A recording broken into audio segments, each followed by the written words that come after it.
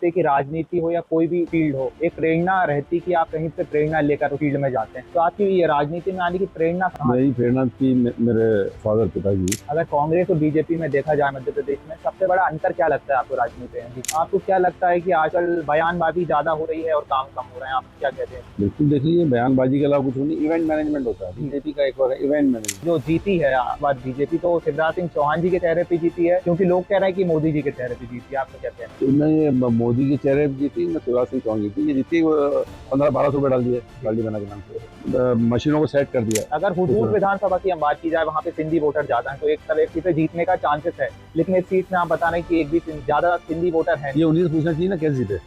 राजनीति में एक शब्द आता है विकास। तो विकास आप क्या समझते हैं विकास? कि विकास क्या है? क्योंकि बीजेपी तो कहती है विकास हम कर रहे हैं, लेकिन विकास आपकी नज़र में विकास क्या है? ये विकास का मतलब ये है कि ये हर एक व्यक्ति को रोजगार मिले, जी। चीजें सस्ती हो। जी। नमस्कार, आप देख रहे हैं यूथ ऑब्जर्वर। मैं हूं आपके साथ अमन श्रीवास्तव। आज हमारी खास चर्चा में हमारे साथ मौजूद हैं मध्य प्रदेश की राजनीति के एक जाने-माने चेहरे, मध्य प्रदेश कांग्रेस के पूर्व मंत्री और भोपाल दक्षिण पश्चिम विधानसभा के पूर्व विधायक पीसी शर्मा जी। सर बहुत-बहुत स्वागत। जी नमस्कार। सर, सबसे पहले तो मैं जानना चाहूँगा कि आपकी राजनीति की शुरुआत कैसे हुई?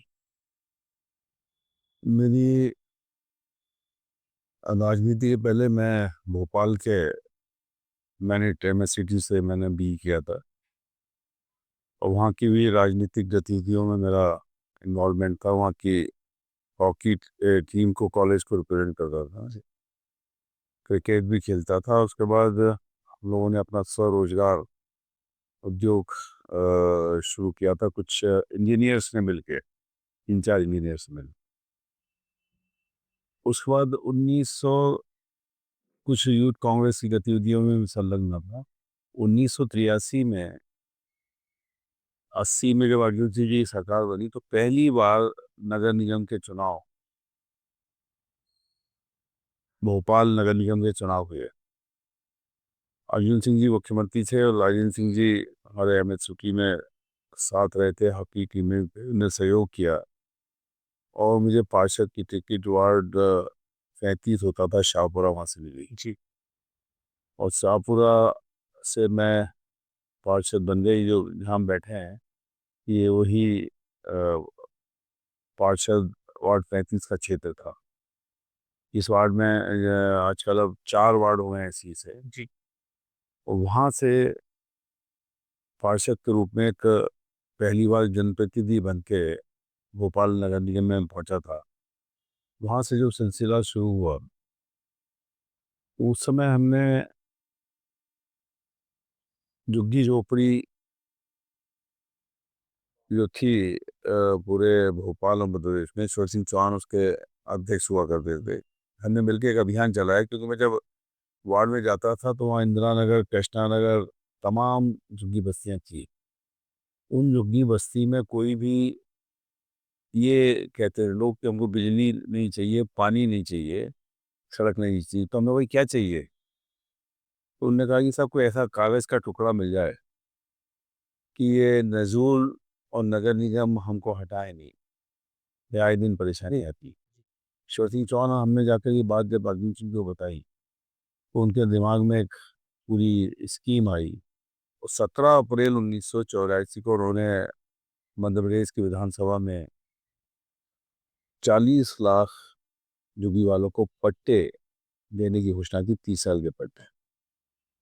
और उसी साल हमारी मांग पर 14 अगस्त 1984 को इंदिरा नगर में एक बत्ती कनेक्शन पूरे झुग्गियों में लगा था और उन्होंने एक बटन दबाया ट्यूशन ने और एक बत्ती कनेक्शन आया। तो इस तरह से पट्टे और बिजली कनेक्शन ये पूरे मध्य प्रदेश के झुग्गी वालों को मिला और वो लड़ाई आगे भी चलती रही। फिर पट्टे के बाद मकान लोगों को बनाने की बारी आई। हबीबगंज पेशवा नगर जो था जहाँ ईश्वर सिंह चौहान रहते थे, वो शिफ्ट हुआ गुलमोहर में।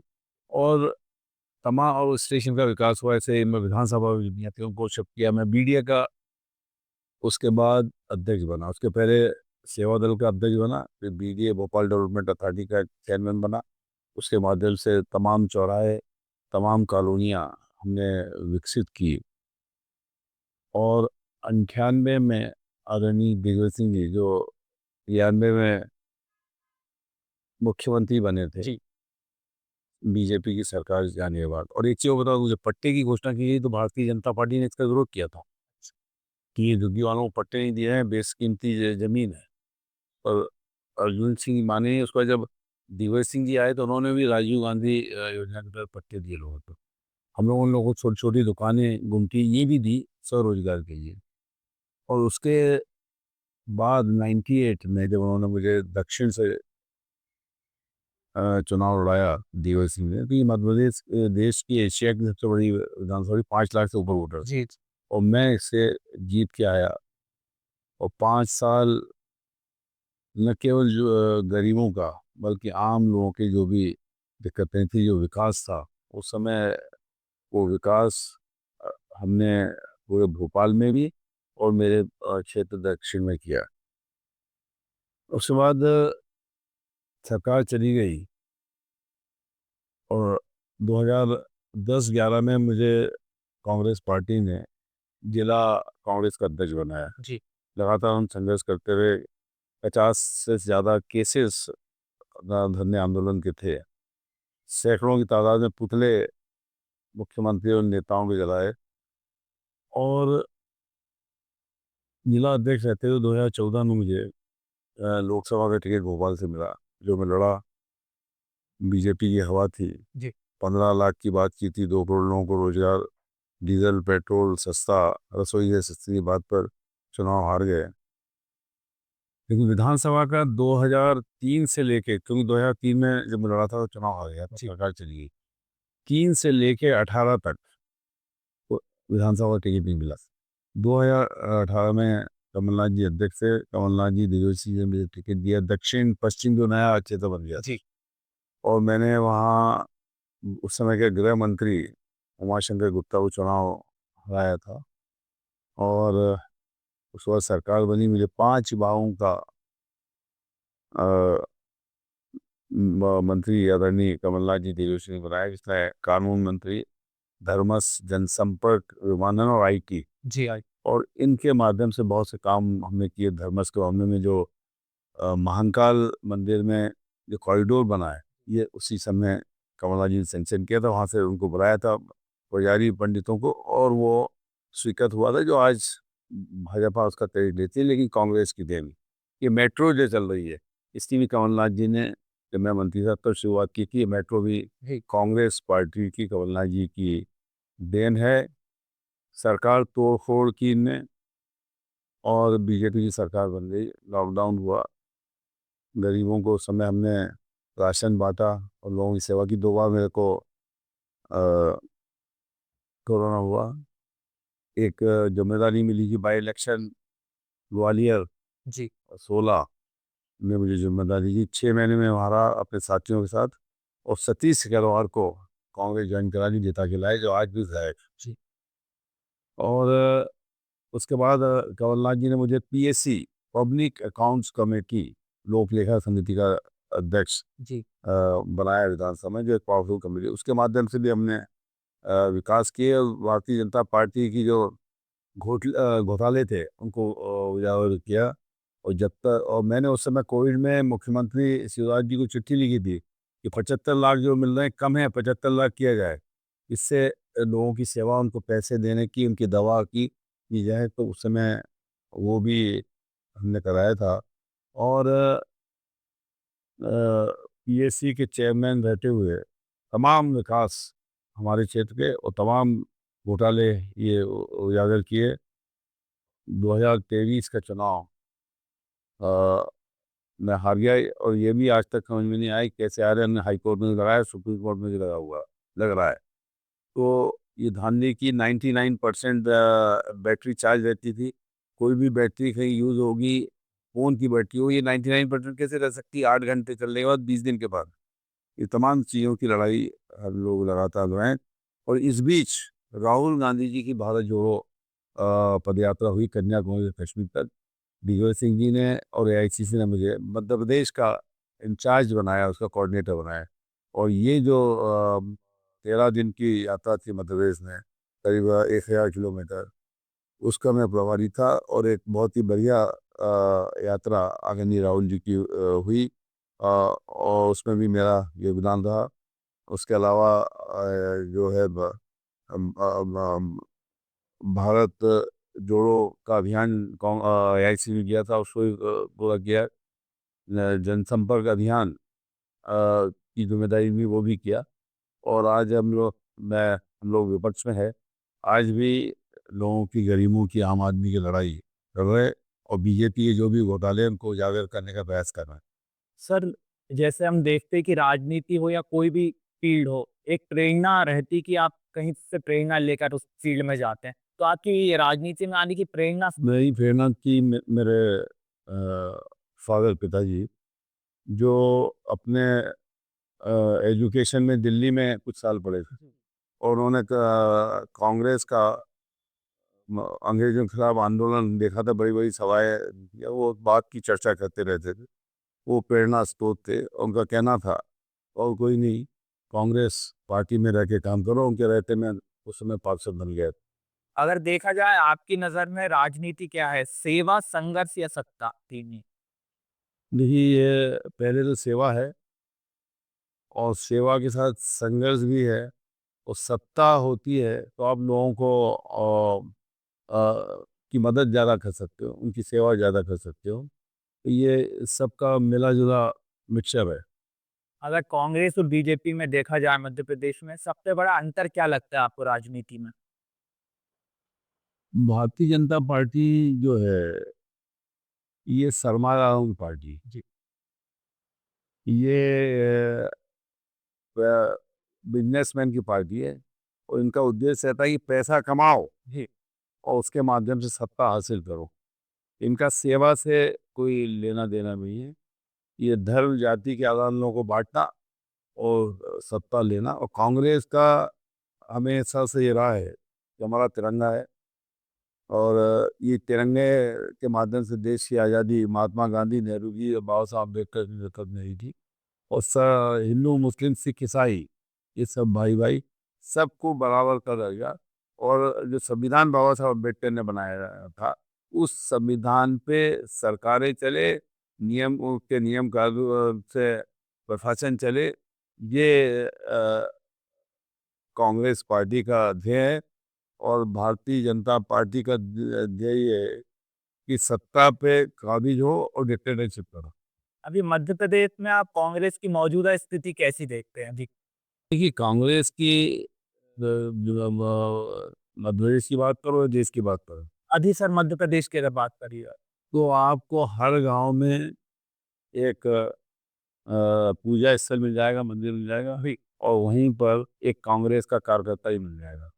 ये और कांग्रेस को तो सत्ता पैसे पे, धनबल से छीनी गई थी ना। अभी तो कांग्रेस की सरकार रहती तो फिर आती। कांग्रेस मजबूत है मध्य प्रदेश।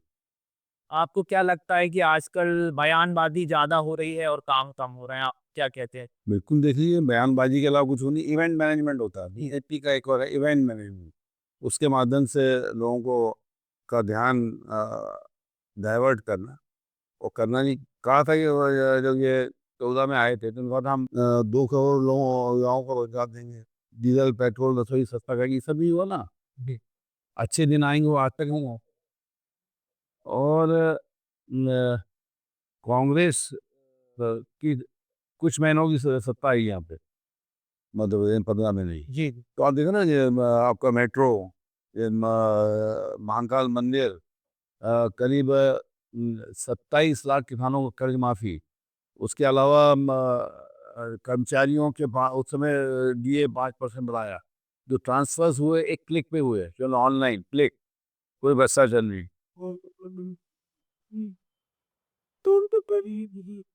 100 रुपए से बिजली, वो आज बिजली के बिल कितने आ रहे हैं?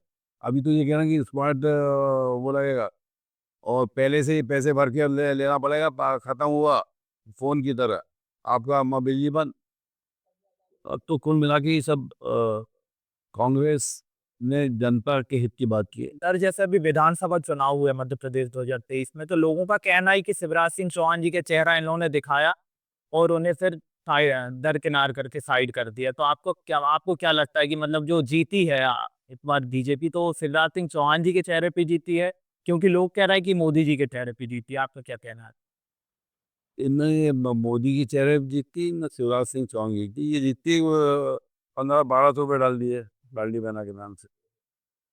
मशीनों को सेट कर दिया, मशीनों को सेटिंग 25,000 वोट सेट किए थे इनमें। ठीक, ये सबसे जीते हैं। ये तो अगर बैलेट पेपर से जिस समय चुनाव हो जाएगा, देश में भी और प्रदेश में भी कांग्रेस सरकार बनेगी। राजनीति में एक शब्द आता है विकास।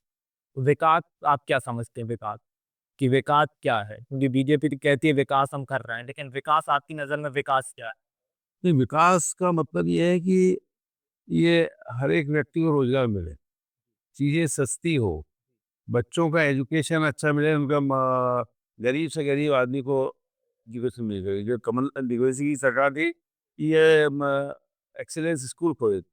आज उनका वो देखिए आप क्या बोलते हैं, एक्सीलेंस कॉलेज खोले थे, उनकी परफॉर्मेंस कितनी अच्छी है। तो ये कांग्रेस का हमेशा पॉजिटिव सोच रहा है। ये विकास के नाम से बीजेपी में लूट ज़्यादा मच रही थी, वो बीजेपी कार्यकर्ता तक परेशान है। विपक्ष का कहना है कि दक्षिण पश्चिम विधानसभा से आप विधायक रहे, लेकिन आपने वादे बहुत किए हैं, लेकिन काम बहुत कम किए हैं। इस साल बताया ना कौन सा वादा किया था जो पूरा नहीं किया। ऐसा मतलब आपको लगता है कि जो मैंने जितना काम किया है, हम वालों की तरह काम किया, और मध्य प्रदेश की किसी भी विधानसभा में उतना काम नहीं है जितना दक्षिण पश्चिम विधानसभा।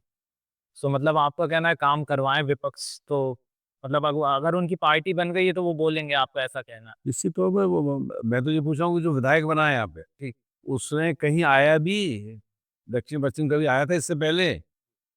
बैरागढ़ में रहता, उसको क्या लेना देना, वो कैसे जीत गया? जो अभी विधायक है भगवान दास सबनानी, ये जो है सिंधी समाज से आते हैं, तो आपको लगता है कि सिंधी समाज इतना है इस क्षेत्र में? सिंधी समाज 2-2.5 हजार होगा। फिर कैसे है मतलब? यही यही तो आश्चर्यजनक है। यही आश्चर्य है कि 99% कैसे बिजली बैटरी चार्ज रही उसकी वीएम की। ये तमाम मुद्दे हैं जो आदमी इसका कोई लेना नहीं, इसका 24 घंटे लेना देना। अगर हुदूद विधानसभा की हम बात की जाए, वहां पे सिंधी वोटर ज्यादा है, तो एक तरह की से जीतने का चांसेस है। लेकिन इस सीट में आप बता रहे हैं कि एक भी ज्यादा सिंधी वोटर है ये नहीं। उन्हीं से पूछना चाहिए ना कैसे जीते। जी, तो उन्होंने आपका पूछा- क्या कहना है? तो मतलब क्या इसके पीछे हो सकता है? यही तो क्वेश्चन मार्क है कि क्या कैसे जीते वो। सबसे पहली सीटी हुई जीत सब लोग मानते थे, लोग कह रहे थे कि बीजेपी ने बहुत कमजोर फिंगर आपके खिलाफ दे दिया। जी, ये सब है, ये इन सब चीज़ों की लड़ाई लड़ रहे हैं। 2028 में क्या देखते हैं आप? 2028 में कांग्रेस की सरकार मध्य में बनेगी और 29 में दिल्ली में बनेगी। 29 में दिल्ली में बनेगी। अगर छोटे से क्वेश्चंस की मैं बात की जाऊं, तो कांग्रेस के सबसे प्रेरणादायक नेता किसे मानते हैं? सबसे प्रेरणादायक नेता कौन? राहुल गांधी। राहुल गांधी जी को। आपकी पसंदीदा किताब की अगर बात की जाए, पढ़ने लिखने में अगर आपको पसंद है किताब, पसंदीदा किताब आपकी? Discovery of India. राजनीति के अलावा काय में रुचि रखते हैं ज्यादा? राजनीति के अलावा ज्यादा रुचि काय में? राजनीति के अलावा स्पोर्ट्स, ओ, फिल्म देखने में, एक गाने सुनने में, एक पुराने शब्द में गाने। शिवराज सिंह तो, एक शब्द में शिवराज सिंह तो। ये शिवराज सिंह चौहान का तो हमने एक बैनर लगाया था एक जमाने में। ये शिवराज राज नहीं, शिवराज है, जब व्यापम में 52 लोगों की जान चली गई। जी, बिल्कुल सही। एक शब्द में राहुल गांधी को बता दी। ये जो पदयात्रा करे 3500 किलोमीटर और जन जन से मिले, जी, वो या तो महात्मा गांधी हो सकता है या राहुल गांधी। अच्छा। भाजपा की इतनी नीतियां चल रही हैं, आपकी आपत्ति क्या है इन नीतियों पे? भाजपा की नीतियों इन इन नीतियों से आम जन को कोई लाभ नहीं हो रहा, कोई फायदा नहीं हो रहा है। जी, और मध्य प्रदेश में रेप कांड लव जिहाद चरम पे है। कल ही गैंगरेप खंडवा में हुआ। जी, वहाँ पे दारू की बोतल है और दिवस महिला का शव मिला। एक बच्ची को अलीराजपुर में दिन दहाड़े किडनैप कर लिया। एक महिला उसके 2 बच्चों को गोली के उस पर छत्तर कर लिया। ठीक है, ये तमाम चीजें बता रही नहीं क्या कि क्या हो रहा है। निजी जीवन और सार्वजनिक जीवन कैसे बैलेंस करते हैं? क्योंकि आप नेता रहे हैं, पूर्व मंत्री रहे हैं, तो अगर घर को भी आपको टाइम देना पड़ता है। बता रह नहीं था आज भी हूँ। जी, मतलब नेता आज भी हैं आप, मतलब जैसे अगर आपको घर पे भी टाइम देना पड़ता है बाहर, तो सार्वजनिक जीवन और निजी जीवन में कैसे संतुलन? नहीं, जब निजी जीवन भोपाल से बाहर ही हो पाता है। जी, भोपाल में जब तक रहते हैं तो सार्वजनिक जीवन ही ज़्यादा रहता है और पूरी परिवार उसमें सहायता करता है। पूरा परिवार लगता है जब कोई राजनीति कर सकता है। मोहन सरकार की क्या लग रहा है? अभी अच्छे काम करवा रही है, 2 साल हो गए हैं लगभग 2023 से 2025। ये मोहन सरकार ऐसा लग रहा है कि उसका भी स्टार्ट ही नहीं हुआ। स्टार्ट अप जो कहते हैं विसिल बस्ती स्टार्ट, वो स्टार्ट नहीं दिख रहा है। विपक्ष का कहना है कि लगातार अभी हम जीत जीत और ये नहीं हुआ। दूसरा शिवराज जी और जितने वरिष्ठ नेता हैं, वो काम नहीं करने देना। अच्छा, भाई एक से बड़े बड़े नेता उनसे कैबिनेट में है, जी। तो लोगों को लगता है कि भैया ये डिस्टर्ब हो तो हम आएंगे। तो शिवराज जी से लेके जितने वरिष्ठ नेता हैं उनके मंत्रिमंडल में, वो सब को डिस्टर्ब कर रहा है। लोगों का एक बड़ा सवाल ये रहता है कि कांग्रेस के बीच में गुटबाजी है, इसलिए आगे नहीं बढ़ पा रही या फिर इसलिए वो चुनाव नहीं जीत पा रही। राजनीति का नाम ही गुटबाजी है। जी। कौन सा ऐसा दल है जो गुटबाजी में नहीं है? या कांग्रेस में जब आज़ादी की लड़ाई लड़ रहे सब भी गुट थे, तो गुटबाजी तो राजनीति का पर्याय है, मतलब गुटबाजी के बिना राजनीति और। हो ही नहीं सकती। मेरा अंतिम सवाल रहेगा कि जो युवा राजनीति की तरफ आना चाह रहा है, राजनीति में आना चाह रहा है, आपका क्या उनके लिए कहना चाहेंगे? उनके लिए कहना है कि राहुल गांधी ने बड़ा अच्छा वो किया है, और चुनाव करा रहे हैं। अ, और ऐप से लोग वोट देंगे, कांग्रेस से हिस्सा लेंगे। तो मैं समझूँ अच्छे युवाओं को चुनो और सेवा और संघर्ष के लिए तैयार हो। अभी जो रिसेंट में एक बयान सामने आया है पंडित प्रदीप मिश्रा का, कि चित्रगुप्त भगवान को लेकर उन्होंने जो टिप्पणी की है, तो उस पर आपका क्या कहना है? भगवान चित्रकूट पे जो उन्होंने टिप्पणी की, वो मैं समझता हूँ कि ऐसे जो अपने आप को संत कहते हैं कथा, ऐसी टिप्पणी उनको नहीं करने की। इसके पहले वो राधा जी पे की थी हमने। और भगवान चित्रकूट, आप जो कुछ भी बोले किसी के बारे में, चाहे राधा या चित्रकूट महाराज हुआ, तो पढ़ के बोले। एक असली से आप बोलते हैं तो वहाँ से ये वो सही शब्द आना चाहिए। और भगवान चित्रकूट मामले में तो मैं ये कहूँगा, क्योंकि मैं बहुत चित्रकूट मंदिरों से, चित्रकूट बंधुओं से जुड़ा हुआ हूँ, कि वो लेखा जोखा रखते हैं। जी, तो बिल्कुल। मुझे तो ये लगता है कि उन्होंने कैमरे फिट कर रखे हैं सब में, उसके माध्यम से पूरी इन्फॉर्मेशन हर आदमी की, आप क्या कर रहे हो, मैं क्या कर रहा हूँ, ये उनको मिलती है। उस आधार पे डिसाइड होता है कि ये इनको किस तरह की सजा देना चाहिए, इनको किस तरह का वो देना चाहिए, पुरस्कार। ये सब चीज़ें उस कैमरे के माध्यम से एक एक चीज़ उनके पास जाती। तो ऐसे और उसी में सब चीज़ें मैं समझता हूँ ब्रह्मांड में चलती। तो इस तरह से ऐसे जो कि वहाँ पे कोई भी टिप्पणी करना वो अशोभनीय। ऐसे बयान बहुत आते रहते हैं। पंडित प्रदीप मिश्रा के बीच में उन्होंने ये भी कहा कि जो है शिवलिंग में आप बेलपत्र लगाएँगे तो पाप हो जाएँगे बच्चे, और तमाम ऐसे बयान आते हैं। तो उसमें कोई सेंस रहता है कि आपको लगता है कि कोई सेंस वाली बात कर रहे हैं वो? मैं समझता हूँ कि जितने भी हिंदू धर्म में या साधना में लोग समझते हैं, उनको मालूम है कि शिवलिंग में बेलपत्र चढ़ाते ही हैं, नॉर्मल है, जी। रूटीन का काम है। इसमें ये बता दें कि इसका ये फ़ायदा होगा या वो नुकसान होगा, ये मैं कहूँ किसी संत को नहीं कहना। उनका बयान ऐसा आया था कि आपने बिल्कुल भी ना पढ़ा हो तो भी आप बेलपत्र में अगर आप ये मैं समझता हूँ कि ये इस तरह के बयानों से उनको, इस तरह की बातों से बचना चाहिए। मतलब बच्चों को एक तरीके तो और बढ़ावा मिल रहा है कि आप ना पढ़ो ये सारी चीज़ें कर। निश्चित तौर पर ये टिप्पणियाँ बिल्कुल उचित नहीं है। जी, ठीक है। पर बहुत-बहुत चलिए धन्यवाद। जुड़ने के लिए हमारे साथ। ऐसे ही जुड़े रहिए यूथ ऑब्जर्वर के साथ। कैमरामैन आर्यन मेहरा के साथ अमन तिवारी। यूथ ऑब्जर्वर को शुभकामनाएँ। वो अच्छे-अच्छे लोगों के चीज़ों को प्रभावित करें, जिससे लोगों को, युवा हों या महिलाएँ हों, उन सबको लाभ मिल सके और वो लोग आगे बढ़ सकें। बहुत बधाई, शुभकामनाएँ।